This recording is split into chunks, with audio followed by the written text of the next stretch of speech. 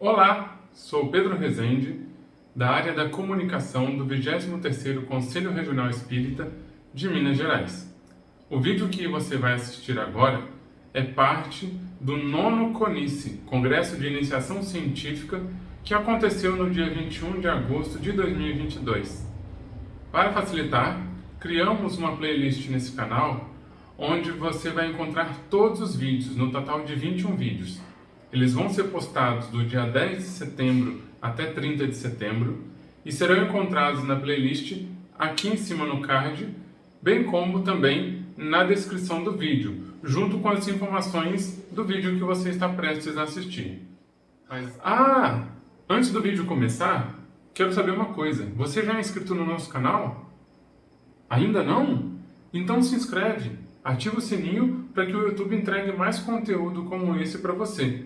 Você pode também ajudar compartilhando esse conteúdo com outras pessoas que gostem do mesmo assunto e pedindo para que elas também façam inscrição. Não esqueça aquele joinha que indica que você está gostando do conteúdo e o YouTube pode te mostrar mais conteúdo como esse. Agora, sem enrolação, vamos para o vídeo. Fernando Capella, da cidade de Pedralva, trabalhador do Núcleo Espírita Humberto de Campos. Carlos Gomes, de Itajubá, do Núcleo Espírita Fraternidade e Amor. E Vladas Urbanavícios Júnior, do Lar Espírita Mãos de Amor, da cidade de Santa Rita do Sapucaí, para a apresentação do trabalho Proposta de um modelo para a área do meio ambiente no movimento espírita.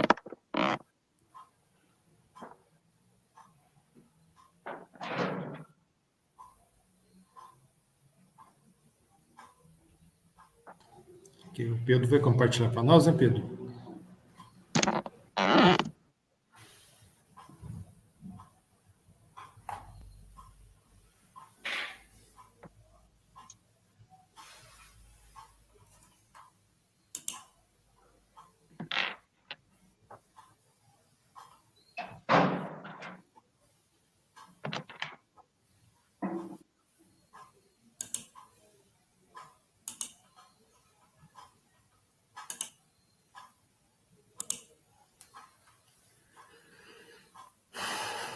Fernando.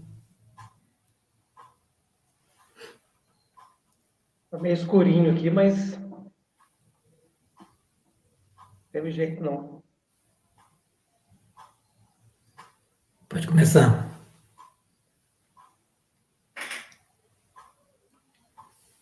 Eu começo? Passar os slides aí. Pode. Bem, esse termo de ecologia e meio ambiente, ele começou ali mais precisamente no século XIX, né? Em função das consequências dos efeitos da Revolução Industrial, e quem começou a estudar vamos dizer assim, a natureza, as relações entre os seres, foi o cientista Ernest Haeckel, né?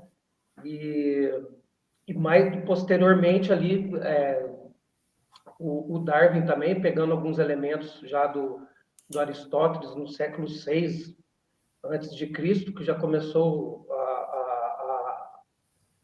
a ver a ecologia já de uma maneira, vamos dizer assim, mais rudimentar, mas o Darwin foi o que pegou a ideia dele e levou a sua grande obra, que é a evolução das espécies, né? Pode ir passando aí. E hoje a gente tem, como conceitos básicos, vamos dizer assim, termos técnicos, a gente fala que fatores abióticos nada mais são do que os elementos físicos da natureza, né? A água, o solo, os minerais, o ar, né? Ou seja, que não tem vida. E os fatores bióticos são os próprios seres vivos que a compõem. A energia, ela nada mais é do que o Sol é a matéria-prima dela, e que ela vai passando entre os seres através do que a gente chama de cadeia alimentar, né?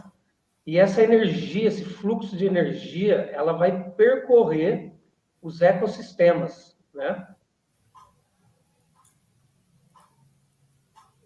Pode passar aí. E o que é o ecossistema? O ecossistema, na verdade, a gente define ele como os fatores abióticos e bióticos se entrelaçando, né, formando condições para esses seres poderem prosperar, reproduzir e se alimentar.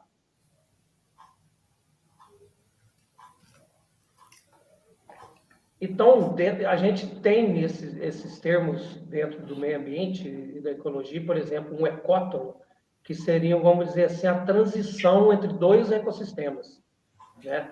Você vai ter um ecossistema que tem um tipo de solo, um tipo de clima, junto, em transição a um outro, né, que tem as mesmas características, porém diferentes, né? Biótopo seria o quê? O conjunto desses ecossistemas, e a biosfera é onde a gente vive, é todo o planeta Terra. Muito bem. Eu quero começar cumprimentando a todos que nos assistem e dizer que o nosso trabalho é uma proposta de relacionar a espiritualidade ou espiritismo com a educação ecológica, com a ecologia, e fomos buscar para isso em O Livro dos Espíritos, que vai estar no próximo slide, por favor, Pedro.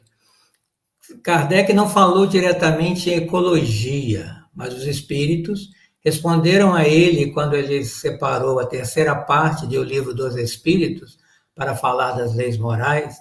Quando falamos da lei de conservação, na questão 704, os espíritos vão dizer que Deus não podia dar ao homem a necessidade de viver sem lhe dar também os meios.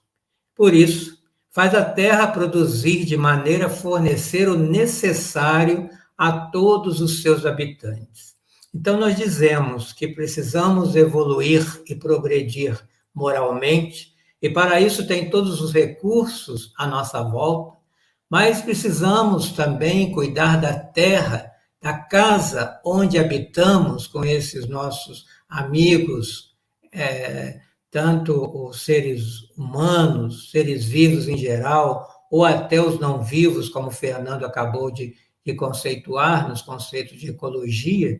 Então, qual é a visão, né, que o espírita precisa começar a ter em relação à ecologia, ao meio ambiente, e que tem fundamento, sim, nas obras básicas? O próximo, nós vamos ver que, na próxima questão, dizem os espíritos que a terra, né, o solo, produziria sempre o necessário, mas se o homem soubesse se contentar com o que tem, né? Se está acontecendo, e isso nós estamos falando de 165 anos atrás, se está acontecendo dela não conseguir suprir todas as necessidades, é por causa do próprio homem, que está empregando no supérfluo, né, o que seria apenas o necessário. Então, a culpa não é da natureza, do ambiente, e sim o homem que não sabe se regular conforme a mensagem dos espíritos nessa questão. Próximo. E na questão 716, os espíritos, então, denunciam que é o homem, sim, que é insaciável, e a natureza traçou, planejou, né, nos ofereceu o limite das necessidades, mas vícios, né, comportamentos viciosos do ser humano é que vão alterar a constituição física do planeta e vão criar necessidades, né, artificiais ou desnecessárias. O próximo.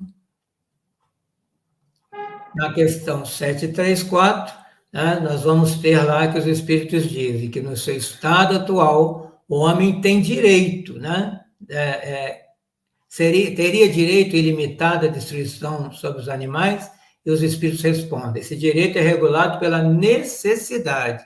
Olha como eles estão sempre repetindo essa palavra, necessidade, tá? Aí, no caso de prover a alimentação.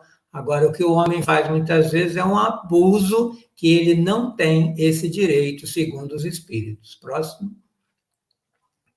Então, nós vamos concluir que toda destruição que ultrapassa os limites da necessidade é uma violação da lei de Deus. Né? Os espíritos já nos informam sobre isso. E cabe ao homem, né, inteligência encarnada, né, na Terra, não somente a preservação do ambiente, né, preservando a si e no relacionamento com o ambiente onde se encontra. Próximo. Vladas. Bom, boa tarde a todos. Eu vou dar continuidade ao trabalho, né? O Fernando iniciou, o Carlos desenvolveu e eu vou fazer a finalização aqui. E a gente, nesse trabalho, né, uma das questões que foi colocada é se é possível a gente estruturar um grupo de trabalho, né, na área de espiritismo e ecologia, ou seja, trazemos a ecologia como um elemento importante de trabalho no movimento espírita. Né? Você pode passar para mim, Pedro, por favor? Então tá, dentro disso, né, nós buscamos entender as dimensões de trabalho do espiritismo, né, do movimento espírita, e o que poderia ser feito.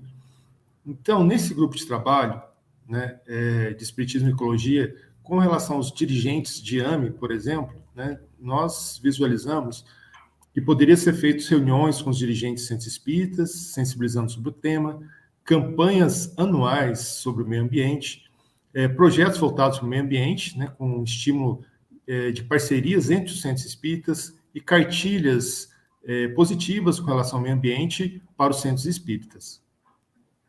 Você passa para mim, Pedro, por favor?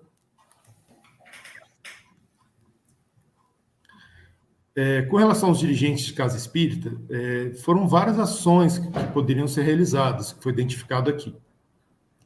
Tais como coleta seletiva nos centros espíritas, não adoção de copo plástico, coleta de óleo de cozinha, compras sustentáveis, transporte solidário, olha que interessante, descartar vidro envolto de proteção, eliminar as mídias físicas, um bicicletário estimulando as pessoas a irem de bicicleta ao centro espírita. Pode passar, Pedro, por favor? Ainda com relação ao dirigente de casa espírita, adoção de energia solar no centro espírita, né, que geraria, inclusive, uma economia financeira para as casas espíritas, adoção de lâmpadas de baixo consumo, telhado ecológico, biodigestores, coleta de águas de chuva, construção sustentável, compostagem nos jardins, né, trocar lâmpadas fluorescentes de LED, por exemplo. Você pode passar, Pedro, por favor? Aqui, né, com relação à área da infância, né, não está aparecendo na parte superior aqui, mas saiu aqui, isso. O grupo de trabalho com relação ao espiritismo e ecologia, né, e a área de infância e juventude, são algumas ações que poderiam ser feitas. Talvez aqui seja uma área muito importante para estar associando aqui com relação à ecologia, porque a sensibilização da infância, né, uma sensibilização importante, e as crianças são sensíveis ao tema. Então, aulas voltadas para a temática, né, projetos de curta duração envolvendo o meio ambiente, projetos que envolvam crianças, né, com a diminuição de utilização de materiais não renováveis nas suas casas, projetos que criem proximidade das crianças e jovens com o meio ambiente. E a gente colocou também alguns projetos que poderiam ser feitos assim de forma mais constante, como hortas no centro espírita, árvores, abelhas sem ferrão, né, cultivo de abelhas sem ferrão, flores, mostrar o funcionamento do ecossistema, ou seja, mostrar para a criança como que funciona na prática o ecossistema. A gente entende que isso seria muito importante. Pode passar, por favor, Pedro?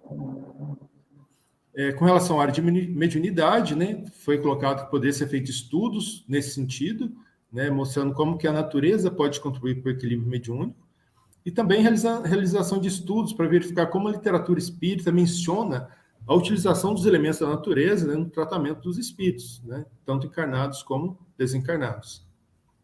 Pode passar? Isso. Área de promoção social espírita. A área de promoção social espírita, ela tradicionalmente, né, ela tem trabalhado bastante a questão social, né, mas nós fazemos aqui o elemento da sustentabilidade como uma função importante da área. Então, poderiam ser realizados projetos como plantio de árvores, reciclagem de óleo e latinhas, projetos de separação de resíduos em centro espírita, projetos de hortas, né, que poderia gerar, inclusive, alimentos, né, para a questão social, abelhas, poderia gerar mel, abelhas sem ferrão, entre outros. Pode passar. Na área da família, né, poderia ser estimulado, né, as famílias, o desenvolvimento da família na questão do meio ambiente, e alguns projetos como plantio de árvores, projetos de separação de resíduos em casa e cartilhas de conscientização com relação ao meio ambiente. Na área de atendimento espiritual, né, a importância da água como elemento energético do ser humano, né, a gente, outra proposta que também é envolver a natureza nesse processo do passe, da oração, né, fazendo com que elas façam parte dessas atividades, né, assim como os animais, né, promoção das atividades de proximidade com a natureza, como caminhada, parque, piquenique e outros, né, que busca a sensibilização do indivíduo com a natureza. Pode passar, por favor. Área de comunicação social, elaboração de mídias envolvendo a conscientização do movimento espírita com relação à área de ecologia. A gente colocou também aqui o mês de junho uma campanha sobre o ecocídio, né? Seria uma campanha muito importante. A gente já tem o Setembro Amarelo, a questão do ecocídio, ou seja, nós estamos matando o meio ambiente. 5 de junho é o Dia Mundial do Meio Ambiente, né? Campanha no mês de outubro, né? Também 4 de outubro, Dia Mundial da Natureza. No mês de setembro, 21 de setembro, Dia da Árvore. Campanha 5 de setembro, Dia da Floresta Amazônica. Então, algumas campanhas que poderiam ser feitas pela área de comunicação social. Na área do Evangelho, né, estudo do Evangelho e das relações das passagens de Jesus com a ecologia e meio ambiente, e catalogação dos estudos do Evangelho que possuem relações com meio ambiente e ecologia. Pode passar. Na área de estudo do Espiritismo, né, estudo das obras de Kardec e as suas relações com o meio ambiente, as obras de André Luiz também, né, e as suas relações com o meio ambiente, catalogação das principais obras espíritas com relação à ecologia, né, que envolve ecologia, são poucas, mas seria importante catalogá-las, e também das pesquisas científicas que possuem relação de espiritismo e meio ambiente. Pode passar, por favor. E como conclusão, né, o movimento espírita tem muito a contribuir com o movimento ecológico do planeta. Trabalhar a ecologia, preservar a vida, trabalhar a ecologia e preservar a saúde física e espiritual do ser humano. O movimento espírita precisa aprender a amar os irmãos de outros reinos da natureza, né? Então, essa é uma das conclusões que a gente chega aqui. Pode passar, por favor? Acho que tem mais uma. Mudar o comportamento para preservar o meio ambiente, dói muito, né? E proposta de criação de um grupo de trabalho na área de espiritismo e ecologia, né? Algo possível a ser realizado, que cabe aos espíritas pensar a respeito e elaborar projetos nesse sentido, né? Carlos, Fernando, vocês querem contribuir alguma coisa na conclusão? Primeiramente, eu acho que eu esqueci de dar uma boa tarde para todos, né? Já fui logo de cara. Falar para todos que a gente vai dar continuidade a esses estudos, né? E a gente está, né, à disposição para poder atender essas pessoas, atender as casas com dúvidas, ajudar no que for possível em relação a esse tema. E eu acho que a ideia nossa desse projeto é justamente isso, a gente colocar o tema de meio ambiente em pauta nas casas para a gente poder seguir, né, difundir essa ideia daqui para frente. Como o próprio título do trabalho é uma proposta. Então, estamos apresentando para fazer pensar cada área de trabalho numa casa espírita, se é possível, né, executar alguma dessas sugestões que foram apresentadas e acrescentar outras, né? Acho que todo o mundo se preocupa com o meio ambiente e o espírita não pode ficar à margem. Ok. E, então, nós agradecemos imensamente todos que participaram, nos escutando, né, no nosso trabalho, e a oportunidade de a gente participar nesse evento. Muito obrigado. Obrigado. Obrigado.